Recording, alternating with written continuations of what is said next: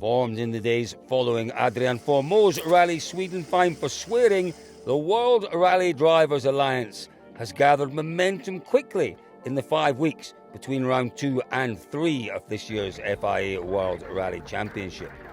Arriving into Naivasha for Safari Rally Kenya this week, there was plenty of speculation that more action could be coming from the crews. And that action became evident when the reporters at the end of the shakedown stage were greeted with silence. Or they had their questions answered in the driver's native tongue. WARDA members, well, they were frustrated at the lack of progress on discussions regarding the FIA's changes to the International Sporting Code. The code which Hyundai driver Formeau fell foul of in Sweden, where he was fined €30,000, 20,000 of which was suspended for swearing in a live TV interview. Here's what the drivers thought. We all know about the situation from Sweden with Adrian, but also the regulations which came out recently about swearing, if we can call it like this. And drivers do not agree with what is written in those regulations and how is it used. And the recent happenings in Sweden show that we need to discuss together with the FIA about these regulations and find a way and a kind of compromise. But sometimes people need to understand as well that we are under lots of adrenaline, lots of pressure, fighting, working hard, and when you lose a good result or you have problems, for sure sometimes it's very difficult to stay calm. I mean, it's not only about trying to shout and make a show. No, for us it's really the pure emotions we live at that time, when you see the hard work you put into, and when things go wrong, it goes wrong, and everybody of us has used some words sometimes which maybe we regret afterwards, maybe we don't. That's why we want a clear and open discussion with the FIA.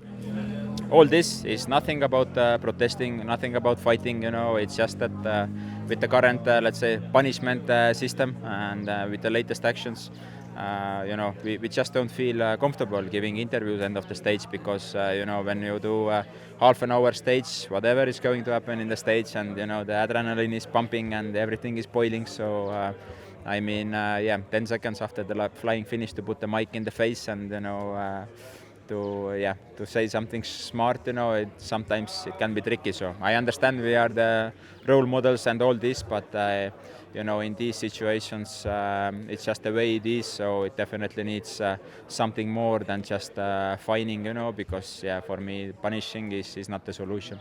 They say that we need to be role models, but I also say that to be a role model, just be who you are and don't never change, So and even if the system asks you to change, you never change. You to be yourself, and that's also one thing to take away in the life. And it's at the moment the system needs to change. So. No one could ever accuse Oyt Tanak of not being his own man. What will your approach be this weekend? Are you going to stay silent at stage ends, or will you be answering in Estonian? I don't know, maybe they're going to translate Estonian as well, and we get another fine from there, so it's better not to say anything at the moment until we know where we stand. So. Well, first of all, I would say it's disappointing that things like that are happening after the rally, and it's cool a little bit the rally after that. So everybody forget what happened in Sweden because of this, and it's really a shame that in the Monday morning, everything was in the mouth of people, was this fine. And the rally was fantastic with a big fight everywhere, all the rallies. So that was quite frustrating, I think, for everybody. And there was quite a misunderstanding with the other drivers who came to me and on our WhatsApp group to find some clarification for the future, because I was just auto-blaming myself. So we are at the end of the stages, still in a high level, So it's not easy for us also sometimes, and I, to be fair, I didn't think I did wrong at that time. So how long will this continue?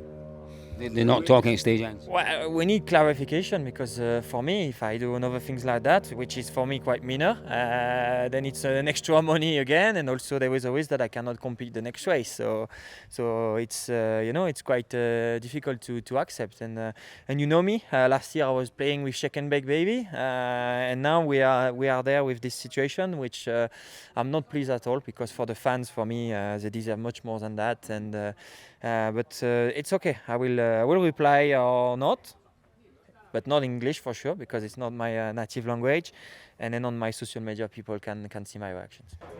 We've all been communicating and in discussions for the last couple of weeks, and we felt that this was the right way to approach things. And yeah, we haven't had any dialogue from Mohammed until ironically about 10 minutes before shakedown.